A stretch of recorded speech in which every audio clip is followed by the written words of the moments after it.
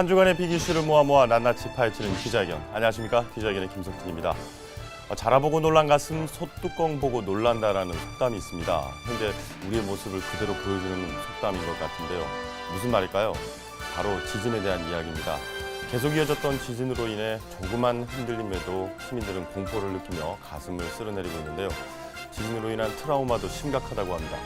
하지만 이런 상황 속에서 부산시의 재난 대응은 실망스럽기까지 한데요. 오늘은 이 이야기 속 시원하게 풀어내 보도록 하겠습니다. 두 기자분 나오셨습니다. 김유인 기자 그리고 박시로 기자 반갑습니다. 안녕하세요. 안녕하세요. 네, 그 지진 추석 연휴 전에 발생이 했는데 정말 놀라셨을 것 같아요. 어땠습니까? 저도 사실은 지진을 처음으로 경험을 해봤던 터라 이게 지진인가 좌우로 그때 흔들리는 상황이어서 좀 많이 놀랬고 이게 무슨 상황인지를 사실은 좀 몰랐었던 상황이었던 것 같아요. 이번에 모든 부산에 있는 대부분의 시민들도 지진을 처음으로 경험했던 만큼 지진에 대한 대책을 이제는 정말 본격적으로 실전에 맞게끔 짜야 되지 않겠느냐 하는 생각이 좀 들더라고요. 박주로 기자는 어땠습니까? 얼굴 보십시오. 누렇게 떴지 않습니까? 뭐 조금만 흔들리면 이제 지진이 아닌가.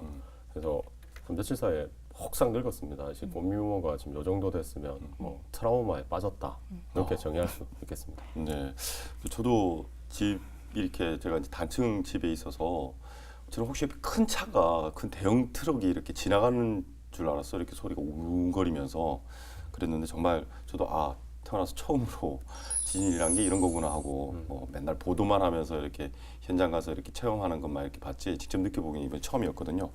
그래서 더 놀랐을 것 같습니다. 많은 시민들이 이 처음 지진 발생한 게 9월 12일이었는데 뭐 전진 우리 얘기하는 전진 본진 이렇게 해가지고 1시간 간격으로 이렇게 왔었잖아요. 거기에 대해서 좀 설명을 좀 해주시죠. 처음에 어떻게 어느 정도의 그 강도로 부산에는 이렇게 왔었는지 경주 지진에 대해서 좀 말씀해 주시죠.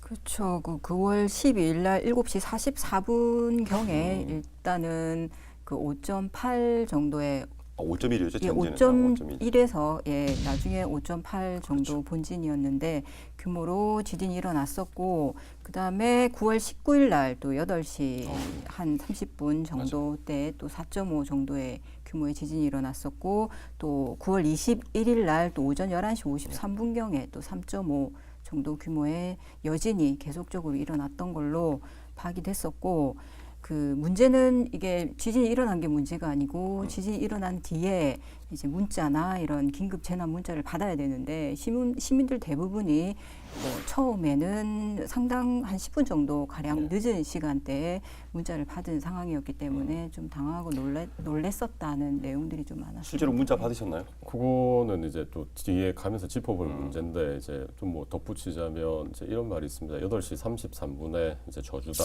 그렇게 해가지고 좀 전에 이제 5.1, 5.8 그다음에 또 19일 날은 4.5 이제 이게 이제 오후 7시 때에서 8시 사이 그다음에 8시 33분 정도 되면 이렇게 발생을 하고 있는데 김석진 기자 말씀대로 이제 지진이 발생하게 되면 일본 같은 경우에는 10초 만에 아니면 수초 만에 이제 오는 경우가 있고 앞으로 또 이제 몇 초 뒤에 온다. 그래서 미리 예보하는 그것도 있는데 저는 국민안전처에서 받은 그 메시지를 처음에 못 받았습니다.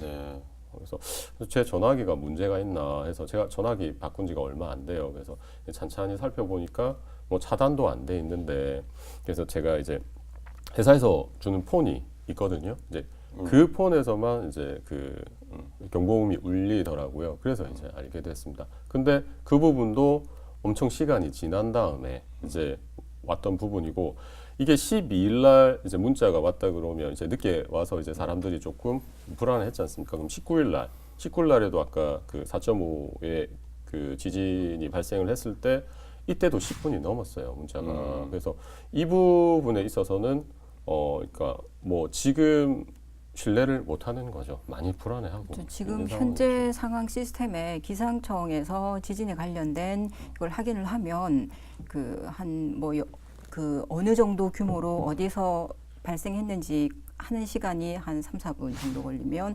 그거를 다시 국민안전처에 넘긴대요. 그러면 네. 그 국민안전처에서 또 확인하고 어느 지역으로 문자를 보낼 것인가 고민하는 시간이 한 뭐 또 3, 4분 이렇게 해서 통상적으로 지금 7, 8분 시스템 정도. 상에 10분 정도가 걸릴 수밖에 없는 그런 시스템이라고 해서 안 그래도 정부에서는 11월부터 기상청에서 별도로 문자를 뭐 발송을 하는 걸로 지금 확정이 된 걸로 알고 있는데 일단은 발생하자마자 바로 뭐 어느 지역 상관없이 알려야 하는 게 제일 우선순위인 것 같고요. 그리고 일본 같이 미리 이제 조금 알릴 수 있으면 더 좋은 시스템이 되지 않을까. 예.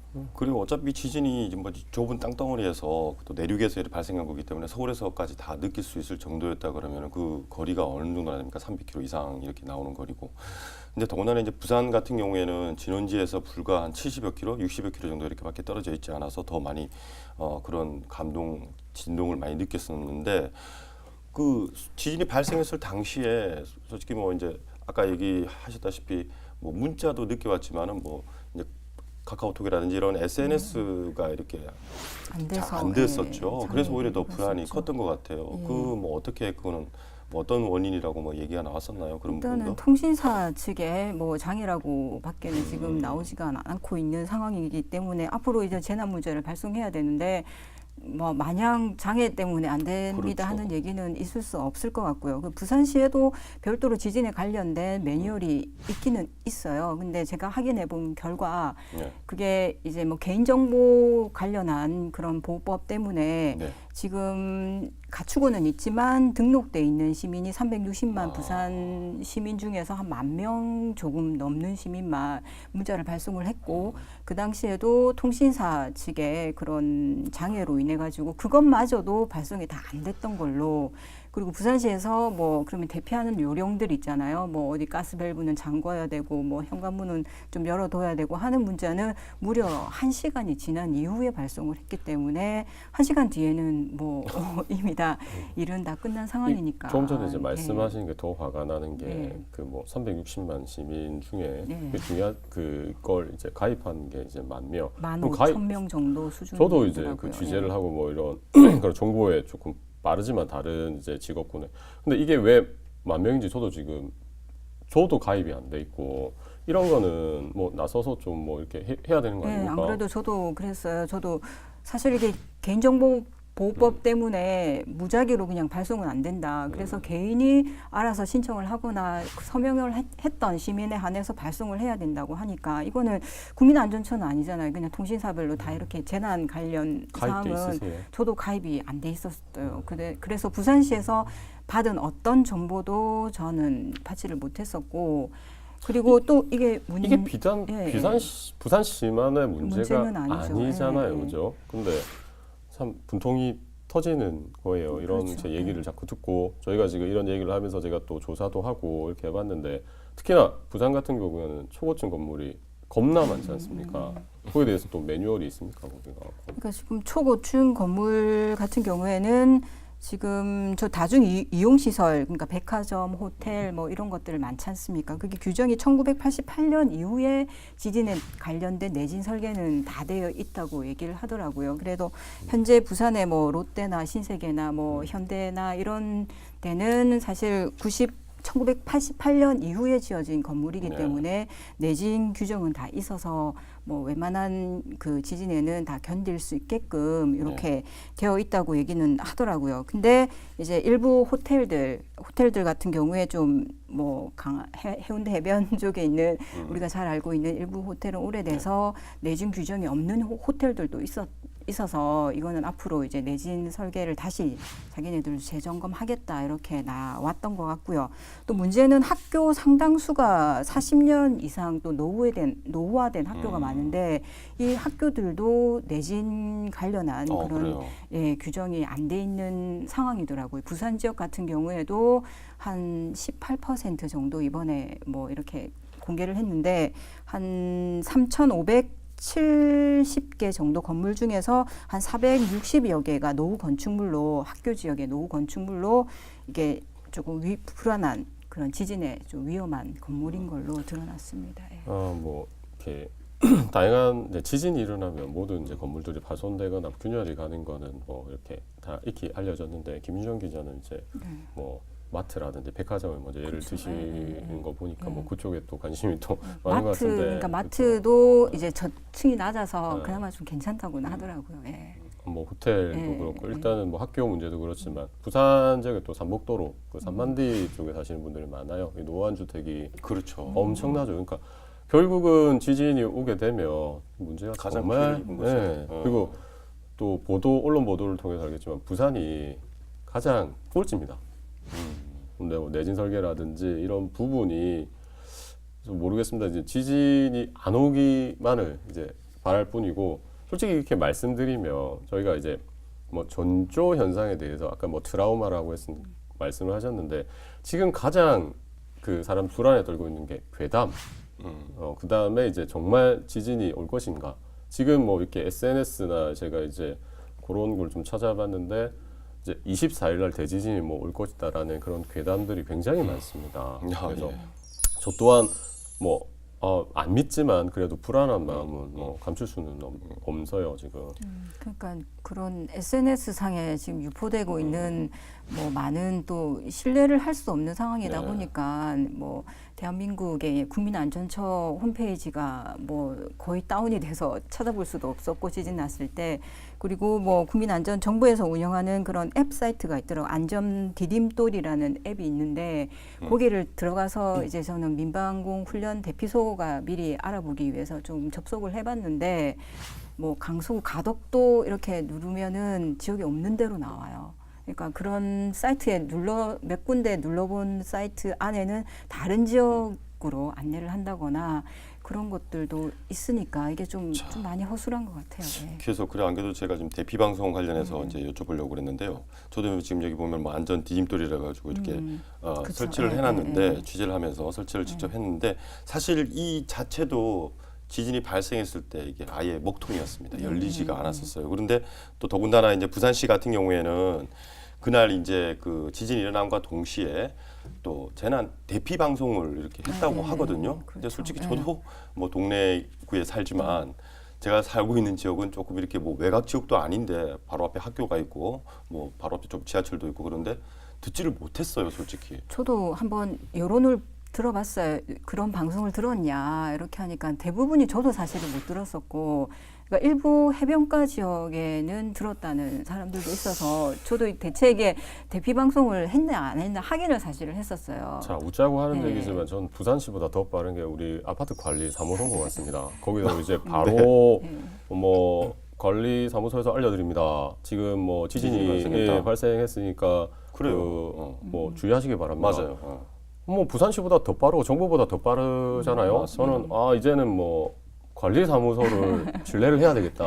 저는 이런 상황입니다 지금. 그래서 그 마이크 설치된 곳에 안내 방송이 됐다고 하더라고요. 또 우리 아파트가 또 마이크 스피커가 네, 설치된, 스피커가 설치된 곳이 부산 지역에 몇 군데나 200곳이 안 돼요. 200곳이 안 돼요? 199곳 정도의 스피커가 설치된 곳에서만 안내 방송을 했던 걸로 그렇게 했는데도 불구하고 운동장에 가세요 했는데 정작 운동장에 가보면 공사 중이래 가지고 학교에서 이 운동장에 들어올 수가 없습니다. 그러니까 뭐 이렇게 뭐 일부분 서로 이겠죠, 협조가 그렇죠. 안 된 부분도 사실 교육형하고 좀 그렇게 있었어요. 좀 그 저녁 시간에 네. 사람도 없으니까 뭐 당연히 뭐 자기네들은 그렇게 얘기를 했을 수도 있을 것 같은데 뭐 그러면 SMS도 되지 않아. 그렇죠. 그러면 대피 방송도 소용이 없어. 없어. 그러면 도대체 뭐 뭘로 지진이 발생한 걸 알고 어떻게 대피를 해야 된다. 뭐 그런 매뉴얼도 없어. 어떻게 해야 됩니까? 뭐 지진이 안 일어나기를 그냥 바라야 된다니까요. 바라는 근데 것밖에 그거밖에 없어요. 없어요. 뭐 근데 이제 가장 부러운 거는 일본이죠. 일본은 뭐 엄청난 이제 지진이 발생해서 거기는 이제 축적된 결과가 굉장히 많습니다.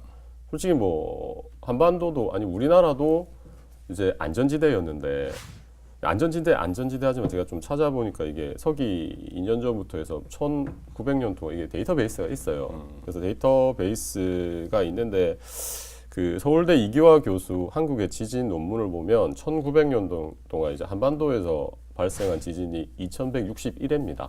진도 5 이상이 440회고요.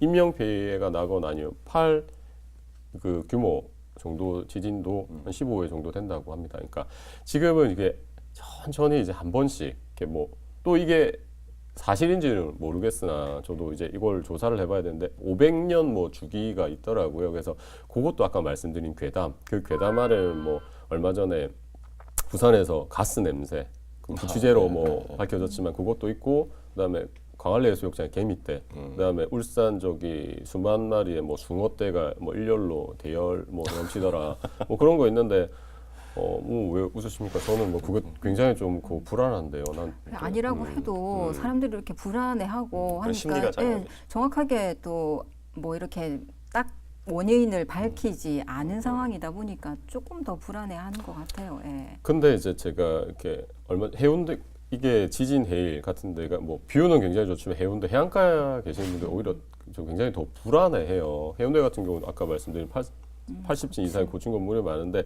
그쪽은 아무리 내진 설계가 있다고 하지만 고층은 이제 흔들려요. 이렇게 그러니까 부러지면 이제 끝나는 거니까. 그래서 흔들리게 설계가 되는데 이번 지진에서 좀 많이 흔들렸죠. 그래서 저는 해운대 사람들 부럽진 않아요. 그런 고층 건물 사는 사람들이. 이렇게 되면은 그럼 고층 건물 뭐 아파트 값이 좀 떨어지는 거죠. 떨어지는 건가요? 좀 불안해해서 그 태풍도 이게 그렇고 지금 많이 웃고 넘길 일은 아닌 것 같고요. 어이가 없어서 그런가. 예, 정말 웃고 넘길 일은 아니고 이게 뭐 이제 이런 지진이 발생을 하게 되면 그러면 그 대피하는 요령에 대해서도 아직 뭐 이런저런 얘기들이 막 오고 가고 있더라고요. 아 그게 맞다 아니다.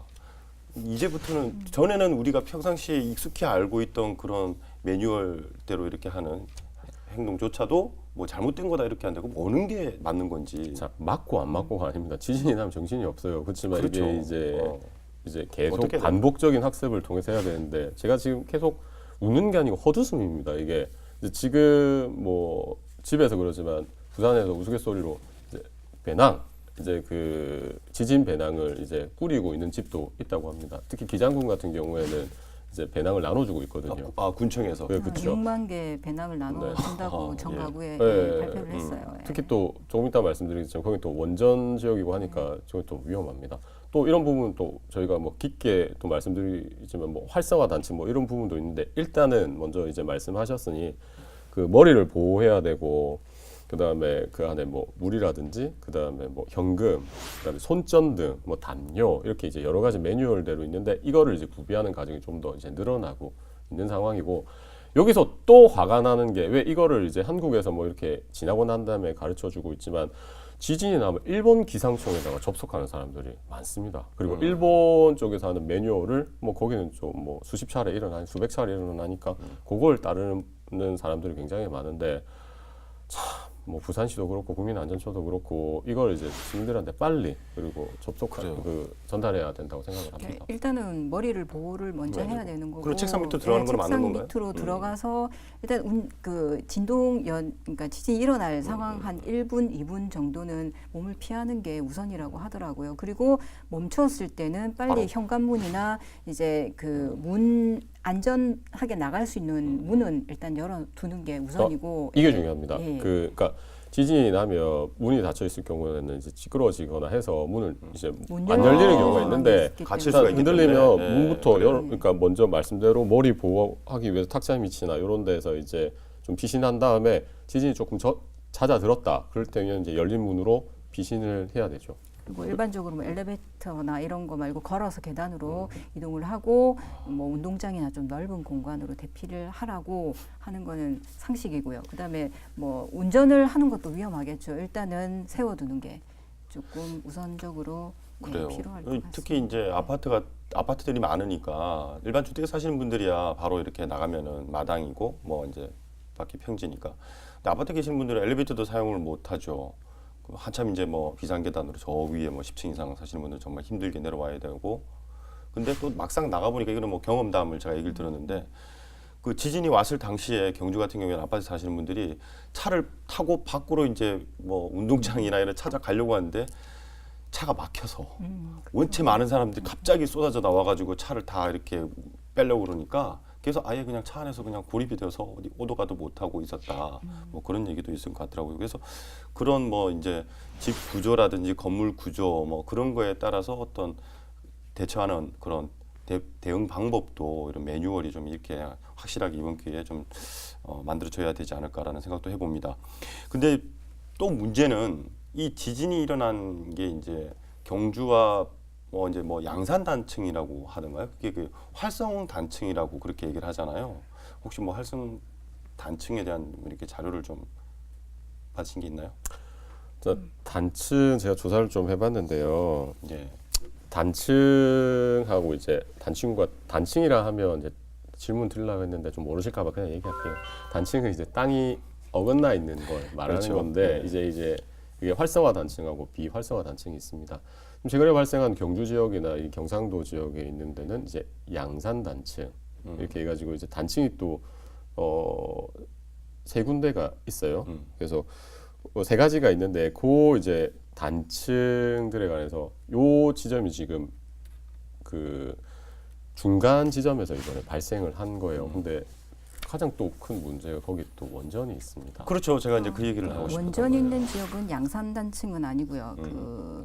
울산 쪽인가요? 그럼? 다른 단층인데 이번에 주로 지진이 일어났던 단층하고는 조금 다른 지역인데 문제는 신고리 5, 6호기 이번에 이제 새로 그 관련해서는 취소를 해야 되지 않느냐는 시민단체들의 지금 반발도 많이 일어나고 있는데 이게 그 신고리 5, 6호기를 확정을 지을 때도 그 활성 단층임을 이미 알고 있었다고 정부에서 이번에 국회에서 얘기를 질문을 해서 알고 있었던 걸로 알아서 지금 파장이 좀 커지는 걸로 제가 알고 조사하기로는 있습니다. 그 경주 일대 지진 기록이 가장 많이 나오고 있는데요. 네. 강도도 그쪽이 가장 지금 세지 않습니까? 근데 거기는 양산 단층 쪽에 이제 포함이 돼서, 그러니까 결국은 부산에서 시작해서 이게 이제 울산 갔다가 경주 거쳐서 포항으로 영해 쪽으로 빠져나가는 제일 큰 단층이에요. 그래서 그러니까 결국은 양산 단층, 울산 단층이 있는데 이게 단층이 중요한 게 아니고 그 단층 중에 이게 활성화 단층이라는 게 가장 중요합니다. 활성화 단층이라면 결국은 이제 그 언제 지진이 지진이 일어날지 언제 일어날지 모르니까. 모르는 거니까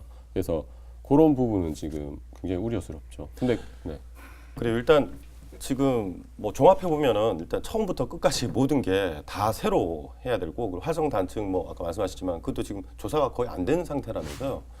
조사하다 말고 그렇게 하고 있다 그러는데 그런 부분들도 좀 조사가 이제 다 이루어져야 될 것 같고 처음부터 열 가지 전부 다 지금 준비해야 되고 그리고 대비해야 되고 하는 게 많을 것 같습니다. 그래서 앞으로도 또 이런 부분에 대해서 좀 미비한 부분이 있다든지 이럴 때는 우리 기자님들께서 좀 취재를 좀 하셔서 그런 부분에서 지적을 해줘야지 또 이렇게 대응을 하지 않을까라는 생각을 해봅니다.